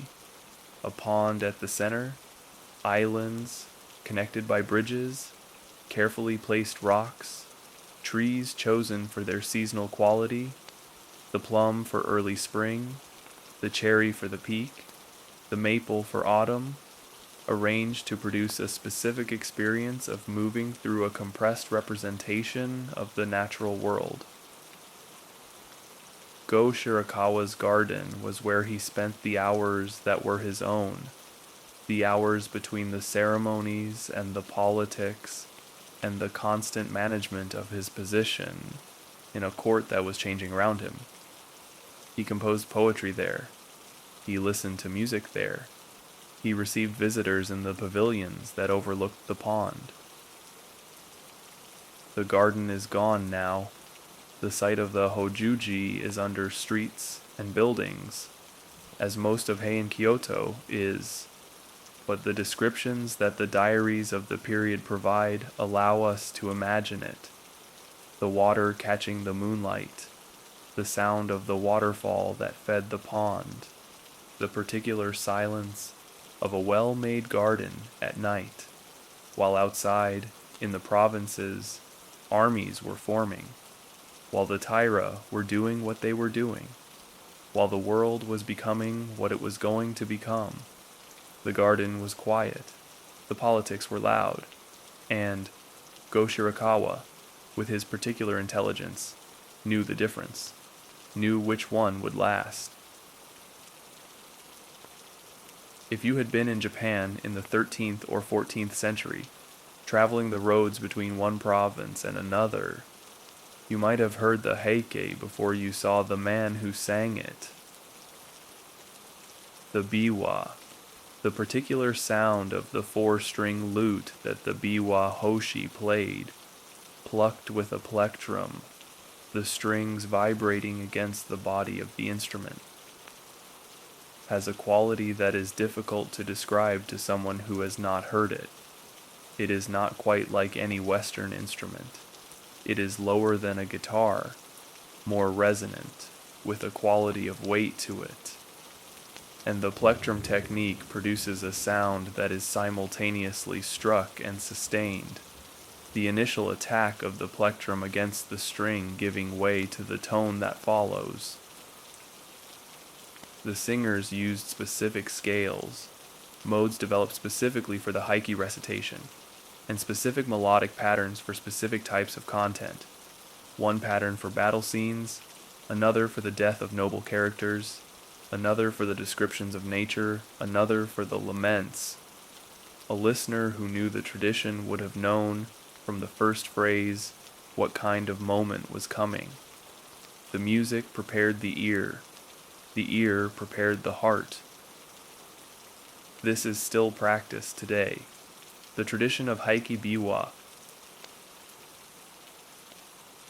of performing the Heike in the way the Biwa Hoshi performed it, has been maintained by a small number of musicians who have studied the tradition and preserved it. It is not widely heard. The audiences are small. The practitioners are few. But the tradition lives. The specific melody for the opening lines, the particular way the voice rises on the phrase shogyomujo, all things are impermanent, as if the music itself is trying to say what the words already say, that this is passing, this sound, this moment, this everything, passing even now, as we sit and listen in the particular silence that follows the last note of the Biwa into the night.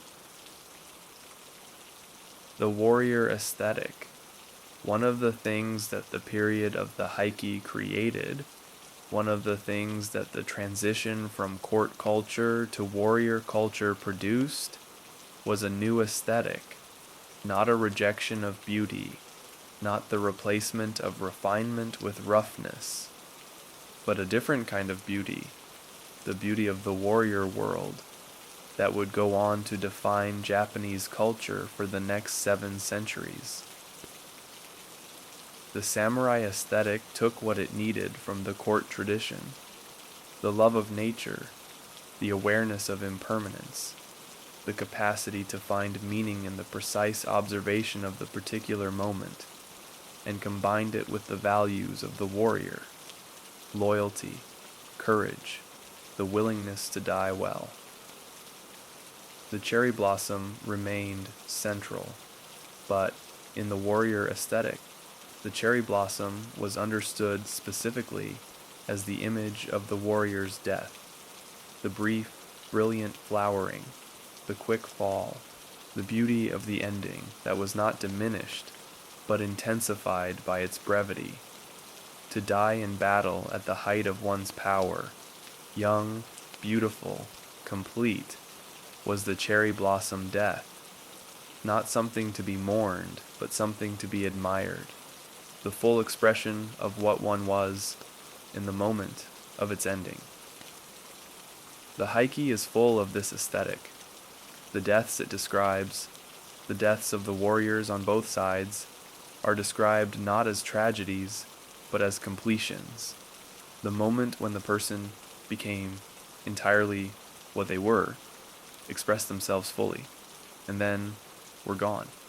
Atsumori at Ichinotani, the young Taira warrior who was killed by the Minamoto general Kumagai, is perhaps the most famous instance.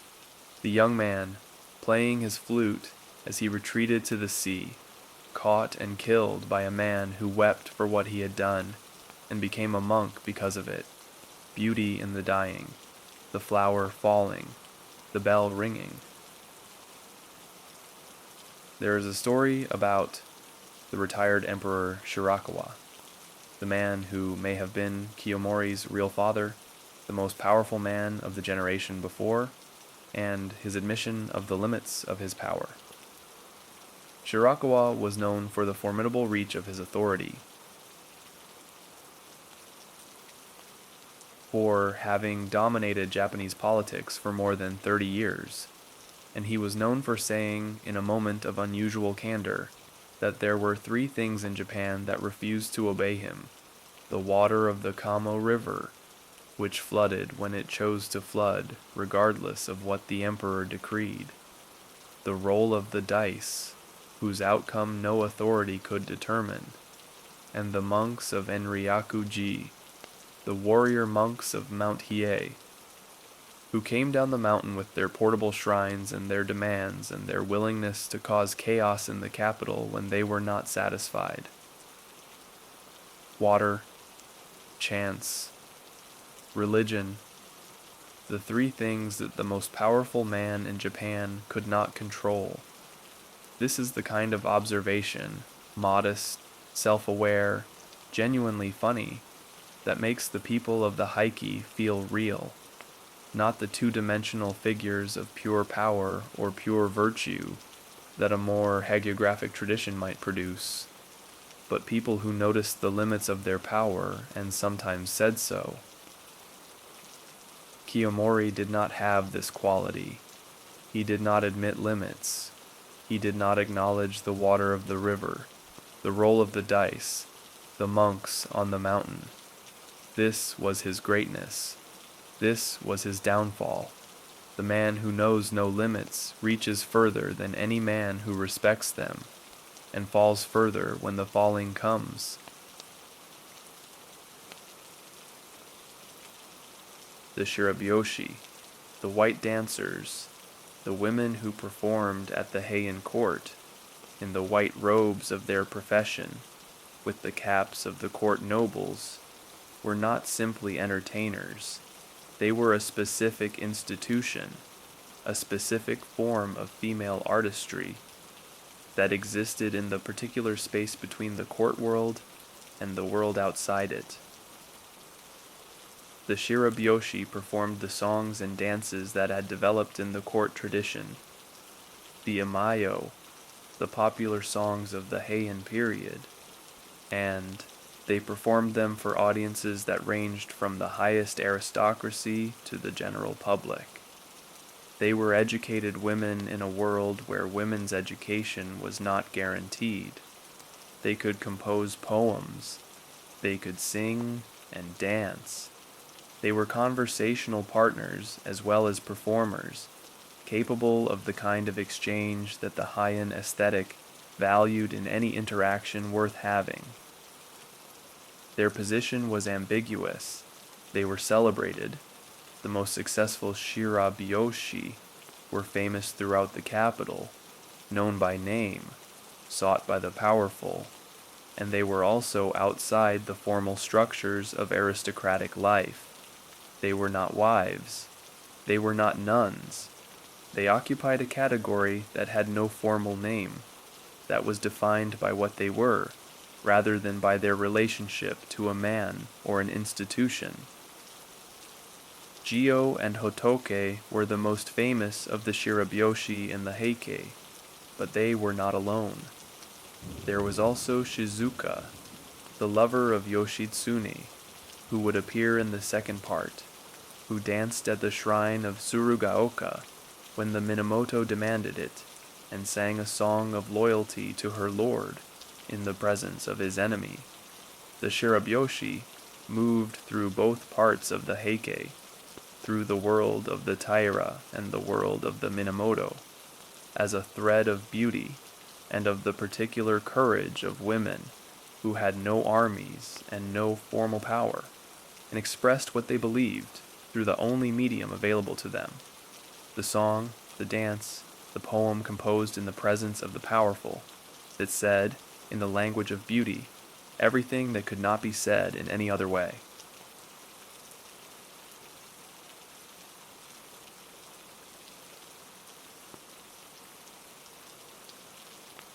Kamo River, the river that flows through Kyoto, coming down from the mountains north of the city, running south through the heart of the capital, bending east before it joins the Uji River and eventually the sea, is one of the constants of the Kyoto story.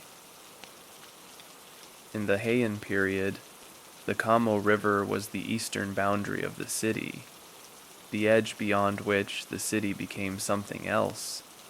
The other side of the river, where the great temples of the eastern hills were, was the territory of the sacred Kiyomizu, Chion-in, the temple mountain complexes that looked down on the city from the wooded slopes. The river flooded. This was one of the things Shirakawa said he could not control, and he was right. The Kamo flooded regularly, seasonally, with the rains that came down from the mountains, and had nowhere to go but into the river, and from the river into the city. The low-lying areas of the eastern part of Kyoto, the areas closest to the river, were vulnerable, and the people who lived there knew the floods as an ordinary hazard of the lives they had chosen or been given. Today, the Kamo River is a different thing. Its banks managed, its flow controlled, the floods that Shirakawa feared made unlikely by the engineering of a later Japan. People sit along the banks in the evenings, on the stone steps that lead down to the water, and eat and drink and watch the river. In summer, the restaurants and bars that line the west bank put out their wooden platforms, their yucca, over the river itself, and people eat dinner suspended above the water in the warm evening air. The river is still there. It was there when Kiyomori was at his height. It was there when the Taira left the city. It was there when Yoshitsune walked the streets of Kyoto and met Benkei on the bridge. It is still there, moving south, in the particular way of rivers that have been moving in the same direction since before the city existed, and will be moving in the same direction after the city is gone.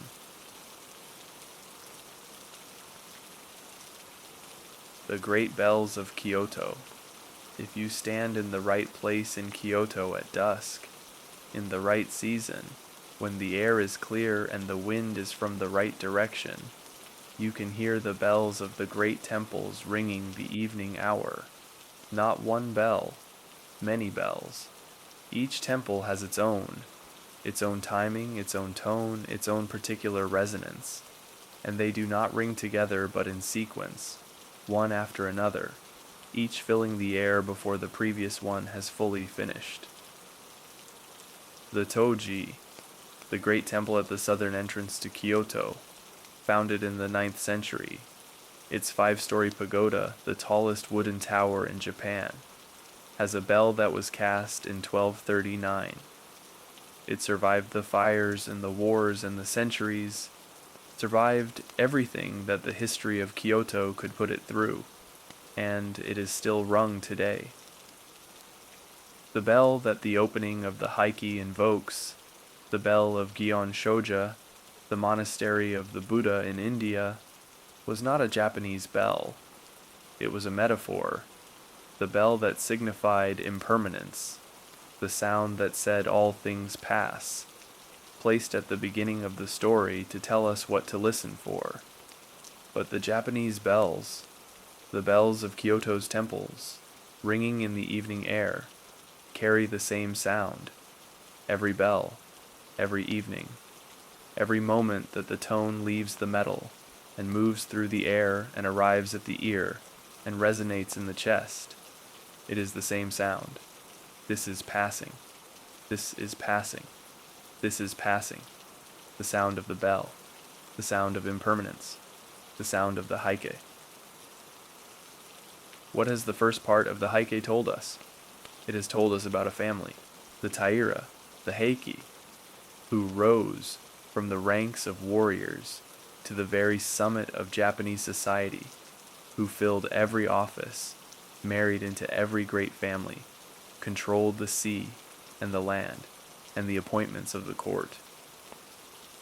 It has told us about the particular beauty of the world they inhabited, the poetry and the gardens, the cherry blossoms and the bells, the Biwa Hoshi moving through the dark, and about the relationship between that beauty and the knowledge of impermanence that the beauty contained.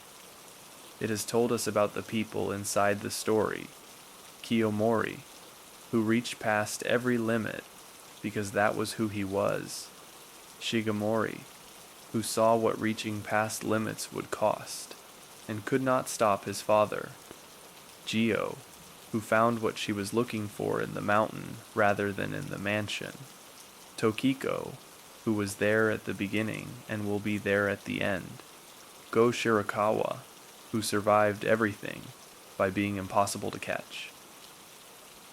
And it has told us, underneath all of this, in the opening lines, in the structure of the narrative, in the sound of the biwa that carries it, that everything passes, that the powerful fall, that the beautiful fades, that the particular moment, the family at its height, the garden in the evening, the bell ringing over the city, is passing even as it is present. This is not a reason for despair. The Heike is not a sad story. Or, not only a sad story. It is a story that treats the passing with the full weight of what the passing deserves. With grief, yes, but also with gratitude. Gratitude that it happened, that the Heike were, that Kyoto was beautiful, that the cherry blossoms fell in the gardens of the Rokuhara, that the biwa was played, and the voice sang, and the listeners sat in the dark and heard the story of the family that had everything and lost it, and found, in the telling, something that did not pass, the story itself, the sound of the bell, the knowledge of impermanence that the bell carried.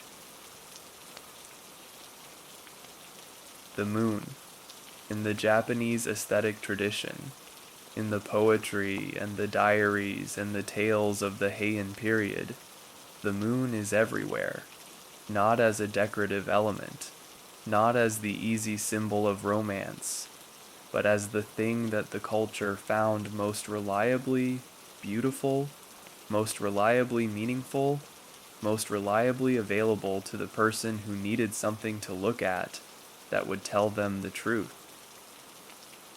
The full moon of the 8th month, the harvest moon, the tsukimi, the moon viewing, was the occasion for poems and gatherings, and the particular quality of attention that the Japanese brought to the moments they found most beautiful, the full presence, the letting go of other concerns, the willingness to simply look until the looking had done what looking does when it is fully given. Kiyomori looked at the moon. His family looked at the moon. The courtiers they had displaced, and the monks they had offended, and the warriors gathering in the east, all of them looked at the same moon. The moon did not take sides. The moon did not prefer the Taira to the Minamoto, the court to the provinces, the old world to the new one that was forming. The moon simply rose and moved across the sky, and set, night after night, over the gardens of the Rokuhara and the mountains of Hiei and the inland sea, where the Taira ships moved. There is a particular loneliness in the moon's impartiality. It watched everything that the Heike describes, the conspiracies and the battles, the departures and the deaths, and it continued to rise. It watches now, over whatever is happening now, in this moment, wherever you are, with the same quality of presence and distance that it brought to the world of the Heike, the same moon, a different night, the same sky, a different world beneath it, and the bell ringing, always, with the sound of impermanence.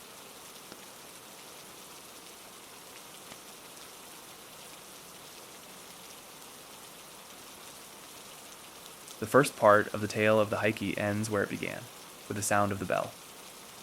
We have traveled far in this first part, from the founding of the world in which the Heike moved, through the rise of Kiyomori and the height of his power, through the stories within the story, Gio and the mountain, Shigemori and the conscience, the great bell and the moon, and we have arrived at the edge of the fall. The Taira have left Kyoto. Kiyomori is dead. The armies of the Minamoto are gathering in the east and moving west. The second part will take us to the battles, to Ichi no Tani and Yashima and Dan no Ura, to the end of the story that this beginning has been preparing for. But tonight, in the quiet of wherever you are, let the first part rest. Let the bell ring one more time, and let the sound of it carry what it carries.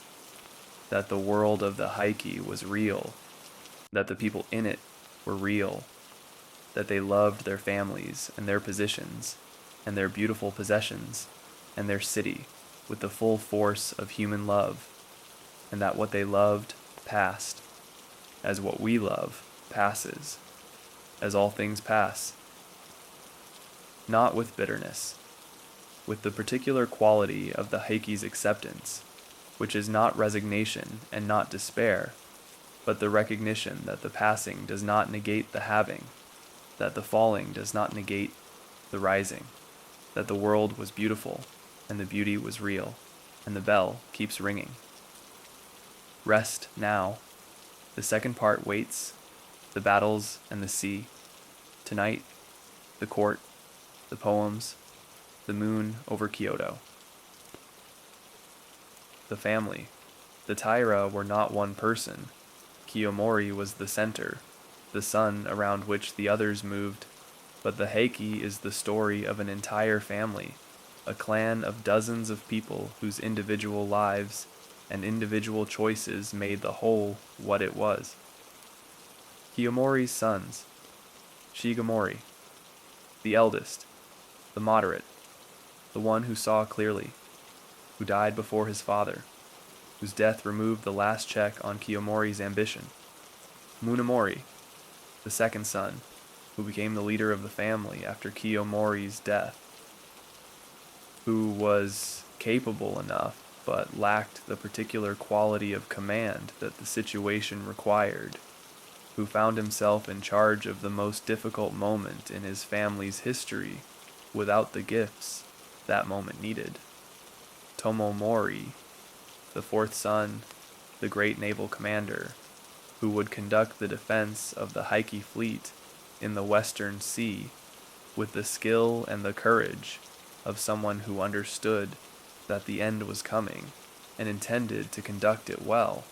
Atsumori, the young one, the flute player, whose death at Ichi no Tani would become one of the most famous moments in the entire tale. Kiyomori's daughter Tokuko, the Kenreimon Inn, who would outlast them all, who would be there at the end of everything and survive into a life so different from the one she had been born to, that it was almost a different existence entirely. These are the people the second part will follow into the battles and the sea. Hold their names lightly. You will know them by what they do when the doing becomes necessary. It is worth pausing, before the battles begin, before the second part takes us into the war, to consider what exactly was ending. Not just the Taira. The fall of the Heike was the fall of an entire world, the world of the Heian court, the world of the poet aristocrats, the world in which the correct form of a letter and the appropriate color of a robe were matters of genuine importance, in which the moon and the cherry blossoms and the cry of the deer were not simply pretty things, but the deepest available language for the truths that mattered most. After the Heike, Japan would be governed by warriors. The samurai world, the world of the shogunate, of the warrior code, of the political structures built on military power, would last from 1185 to 1868, nearly 700 years. The world of the Heian court, the world that produced the tale of Genji, the pillow book, the vast flowering of poetry and diaries and tales, continued in some form. The imperial court in Kyoto maintaining its ceremonies and its aesthetic traditions, but the real power had moved to the warriors, to the east, to Kamakura, and later to Edo. The Biwa Hoshi who sang the Heike were singing the end of a world. They knew this.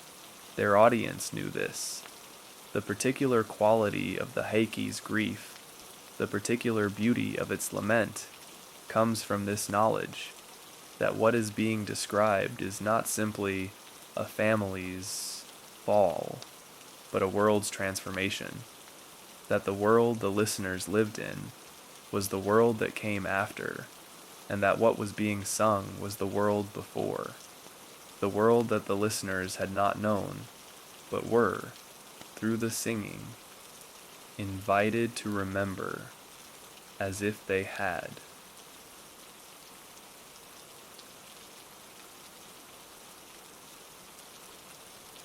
There is something in this first part of the Heike that belongs to sleep in a particular way, not the battles, those are for the second part, but the court itself, the world before the war. The quality of attention that the Heian aesthetic required, the capacity to be fully present to the moon, to the cherry blossoms, to the sound of rain on a roof, is the quality that sleep asks for too, not the grasping attention, not the mind working at its tasks, processing and solving and planning ahead, but the open attention, the receptive attention, the attention of someone who is simply here and willing to receive what is present. The bell rings, its sound moves outward, through the night air, over the city, over the river, over the hills, and as it moves, it diminishes, not because it becomes less true, but because the distance between the source and the ear grows, and in that diminishing, in the long, slow fade of the bell's resonance, there is something that the body recognizes as permission, permission to release what was held, to let go what was grasped, to follow the sound as it moves away into the silence that receives it. Let the court be what it was. Let Kiyomori rise and reach and fall. Let Shigemori kneel. Let Gio walk to the mountain. Let the fires of Kyoto burn in the distance. Let all of it be what it was, complete, beautiful, passing, and let the passing carry you into the particular quiet of sleep, the silence that comes after the bell, the dark that holds the sound that is no longer sounding. The Heike in Japanese memory. 8 centuries after the events, the tale of the Heike is still present in Japanese culture, not as a historical curiosity or an academic subject, but as a living thing, a story that people know and reference and return to.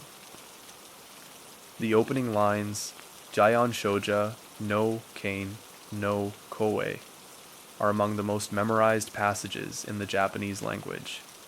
Every Japanese schoolchild learns them. Every adult knows them. The words have become part of the shared vocabulary of Japanese culture. Part of what you can say to another Japanese person and be understood not just literally, but in all the layers that the words carry. The bell, the impermanence, the family that rose and fell, the beauty of the story that carries the knowledge of loss. The places of the Heike are still there. Miyajima and its shrine, Itsukushima with the gate in the water, draws millions of visitors every year.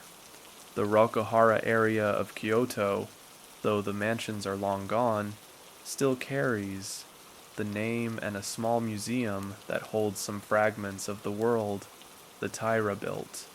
The Strait of Dan no Ura, between Honshu and Kyushu at the western end of the inland sea, is still the Dan no Ura, still the place where the sea received what the Taira gave it. The Heike is not finished. It is told today in schools and theaters, in anime and novels, in the occasional performance of the Biwa Hoshi tradition, by the handful of musicians who have learned it. It is not finished because it tells something true, something that each generation needs to hear again, in whatever form they can receive it, that everything passes, that the passing is real, that the beauty was real, that the bell keeps ringing. In the summer of 1183, the Taira left Kyoto. They took the child emperor and the sacred regalia, and the things that could be carried, the people and the objects that represented what the Heike had been, and they went west, to the sea. Behind them, Yoshinaka and his armies entering the capital, his rough eastern warriors moving through the streets of the most refined city in Japan, with the particular disorientation of people encountering a world they had not imagined. Ahead of them, the provinces they knew, the sea they understood, the shrine of Itsukushima, where they had made their most beautiful offerings, and where they would make their last ones. The second part of this story will take up from here. It will tell of the battles, the great battles of the Genpei War, Ichi no Tani, where Yoshitsune descended the impossible cliff, and the Taira were caught between the mountain and the sea. Yashima, the fortress island in the inland sea, where the arrow of Nasu no Yoichi split a fan at sea in one of the most celebrated feats of archery in the entire tradition. Dan no Ura, where the Taira met the Minamoto in the final battle on the water of the strait, where the inland sea received everything the Taira had to give it. But that is the second part. For now, the city behind them, the sea ahead, the child emperor in his grandmother's arms, the bell still ringing in the distance, the bell that they could still hear, perhaps, as the boats moved away from the shore, ringing with the sound it has always rung with. All things pass, all things pass. The night settles, the water is dark, the stars are out. Rest well. The second part waits. The landscape of the Heike. If you travel in Japan today, if you take the Shinkansen from Tokyo to Osaka, or the slower train along the inland sea coast,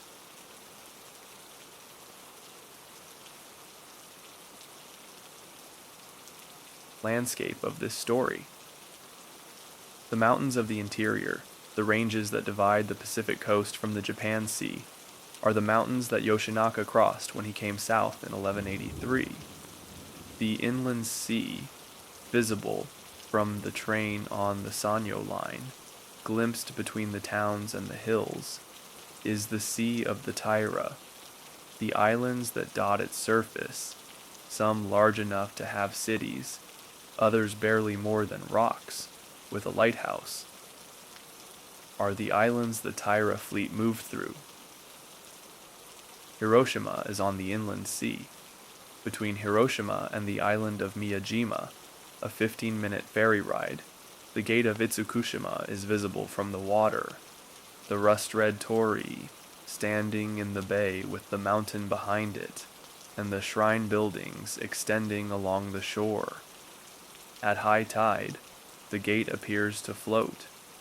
At low tide, you can walk out to it, through the shallow water and the exposed mud, and stand beneath it and look up at the thing that Kiyomori built 8 centuries ago.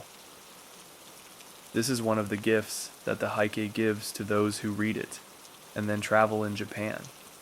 The landscape becomes legible. The places are not just beautiful, they are meaningful. The inland sea is not just a beautiful body of water. It is the sea of the Taira, the sea they controlled, the sea they fought on, the sea that received them. The mountains are not just beautiful mountains. They are the mountains that the armies crossed, that divided the world of the court from the world of the warriors. The story gives the landscape depth. The landscape gives the story reality. Together, they make something that neither is alone.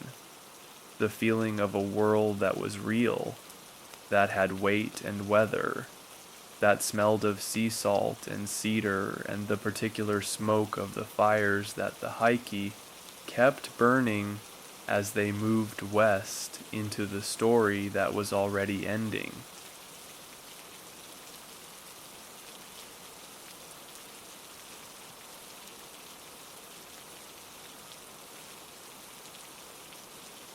The first part is complete. We have been in the world of the Heian court, in the gardens and the mansions, in the ceremonies and the conspiracies, for the length of this telling, and now the telling rests. What you have heard is the beginning of one of the greatest stories ever told in Japan. A story that has been told for 800 years, that has been sung by blind monks walking the roads in the dark, that has been written and rewritten and performed and argued over and loved by every generation that received it. You have heard the opening, the bell, the flowers, the family at its height.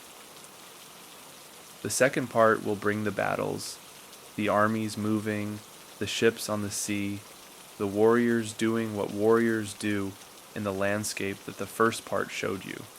The third part will bring the end, the water at Dan no Ura, the child emperor, the silence after, but those are for other nights.